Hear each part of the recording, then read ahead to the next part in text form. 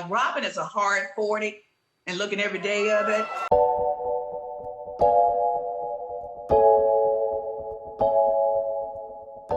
What's up, guys? I'm Shanelle and welcome to my couch. So let's get into this episode of Real Housewives of Potomac.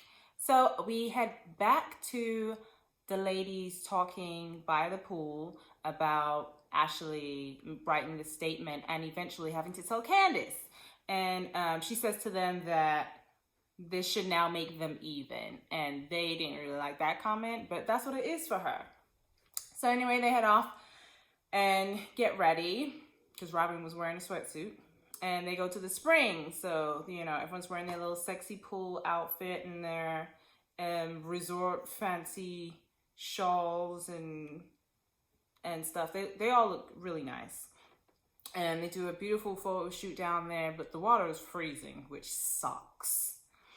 And then Ashley pulls out her breast pump, and everyone's looking at her like it's really awkward. And I'm not understanding. It's not like she has a titty out for everyone to see. I don't see what the big deal is. Let the girl pump in peace. It's not that weird. So Wendy tells Candace that she should perform her song, and I was concerned because I thought she was going to start singing, but thank God she didn't do that. They just played her track, which, like I said before, came out really well. So, you know, she had a great time. She had a great time twerking to it, and you know, she has a great body, so she looked good. So Giselle asked Candace how her and Karen are, and you know, she said she's just trying to figure out if she can trust her or not, and she doesn't understand why. Well, she feels like she could be a better friend, and I'm like, Karen is being a good friend. Tells you when you're wrong and when you're right. They support you and have your back, but she said several times that the girl was wrong for putting her hands on you. Anyway, y'all, I know it's exhausting talking about this fight still. So then they head to dinner after that, and Karen orders a champagne, and I think it was Wendy who says, so is your ulcer selective? Oh Lord, I hollered when I heard that shit. That's funny. And what's it? Homegirl Giselle looked it up, and it seems like, champagne is really not good for an ulcer. So clearly Karen doesn't have one. So they're at the table, and they talk about phone sex and what they do for their man. And apparently it turns out Robin is the only one who sends Juan sexy pictures. The rest of them aren't doing it, which I thought was really interesting. But good for you, Robin. The next day, we see the ladies getting ready. Candace has a little post-it note up on the wall to support, so she knows that she's in control. And they head out to this puncha bar, and they head out in sidecar. So it's a nice little cute way to get around the city. The Real Housewives of Beverly Hills ladies did that in Italy in the last season. So Robin talks about her website, and she tells them the pictures are live. It would have been nice of her to pull Karen aside earlier and let her know that she wasn't in it, so it wasn't weird. But of course, Wendy and her big mouth notices that Karen is not there on the site. And she just says, yeah, Karen's pictures didn't come out very great, so I didn't want to put them on the site. And Karen's like, I'm fine. I don't care. But you did waste her time also. But, you know, as long as she's swiftly and professionally moved the fuck on. So that's all good. Giselle talks about her phone conversation with Jamal, and Ashley asks if he's always been that affectionate. She says that they've all, and I assume she means when they're good, they've always talked all the time, like all day, and they're friends first. And, you know, she says she's had trouble with communicating her feelings, but she's really working on doing better at that. It's a dud, but, you know, go ahead. So, and Karen shares at the table that she is, working on a new wig line, and she's super excited, and nobody else seems to be excited. They just seem really like, oh.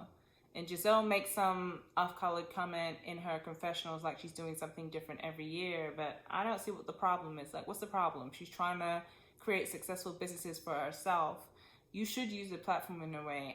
I don't like that it didn't work out for you, because Every Hue Beauty was, it seemed like it was doing really well, but, support Karen. Let her have her thing. Like, damn, don't be such a hater. Giselle, ugh. So anyway, she invited the ladies to come to an event that she's throwing for it. And Robin comes straight out and just asks if Monique is invited. And she says that she's not going to invite her because it's not going to be great for the vibe. And Candace says thank you and that she appreciates that. I think that is Karen's event and she can invite whoever she wants. But I think the problem is if she comes, the rest of them won't come. And I think she wants it to be more of a group thing to come and celebrate her. So it's now the night of the dominatrix party. Giselle is wearing this horrible red corset, and I just don't like it so much because of the way it flares out. She should have got something a different shape, or I just didn't like how it looked on her body. But she tried a little thing. Ashley, I don't know what the hell she was wearing. She was wearing like a lingerie piece of top and some shiny ass leggings from American Apparel. I just didn't understand how that fit into the theme. I didn't like that at all. It was not it. And it seems like Candace is the only one who came out full on dominatrix, straps, thong, booty out. Like, she really came to win with that one. She did a nice job with that outfit. So one of the things they do to get everyone warmed up is they gotta come in and slam a penis. And I just want to know, what is Robin doing with Juan's dick? I'm like, is it made out of metal? Because the way she whacked that thing was like, ma'am, you don't treat no penis like that. Be careful. What? You gotta be careful with Juan's goods there, babe. So now Ashley's asking the ladies questions about personal sexual things. And wow, Giselle says that she gave a blowjob before she came on the trip. And I'm just a little confused because I thought she was dating a pastor. And so wouldn't that mean that there was no sexual activity until you guys are married? Or are they on that, oh, we were married before, so it's okay type of thing? And I'm like, what type of example is that to your patrons? Not a good one. So yeah, I just... Yeah, not a good look, Miss Giselle. Karen said that she ain't sucked Ray's dick in over 2 years. I'm sorry, Ray. Now I see why the man was so mad. Poor baby. So now she better go home and handle that. Ashley said that since she's given birth, that she's finding it difficult to masturbate. And some of the ladies were saying that after giving birth that their sex drive went up. So I couldn't understand if she was saying she lost sensation, because she said she tried and it wasn't working. But then I was like, oh, is it just she's not feeling inclined? Because when you go from masturbating daily, which is really a lot, damn, Ashley, daily to just when you like not doing it at all, is I'm just wondering exactly what the issue is here, and I'm wondering how normal that is in giving birth. So then they ask about people's sexual experience and stories, and so they ask Ashley because she's the most free, and she talks about a time her and Michael went to, I think it was Ibiza. And she starts dancing with a woman, and the woman puts her dirty, stinking hand in her panty. Oh! Y'all, please don't let people do that. That's nasty. They gotta wash their hands. That's not it. Yeah, but they free, honey. They free, child. Woo! Ashley So at this point, Ashley tells the group, especially directed at Candace, because she's trying to rebuild her friendship with her, that she wrote the statement for Monique, and she seems to be taking it well at first, but I don't think she was fully comprehending what was going on. It was Wendy who asked her specifically what was the statement about and why she wrote it.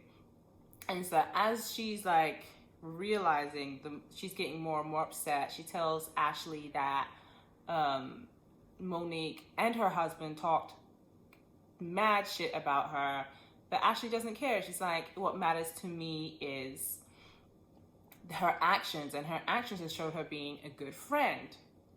And she says that she doesn't want Monique to get into any trouble. She doesn't want it to harm Candace, but she doesn't want Monique to, end up being in a bad situation. She does her best to be as, politically correct about it, but doesn't go over well. Wendy says she's a snake, and she doesn't understand because she's being straight up about it.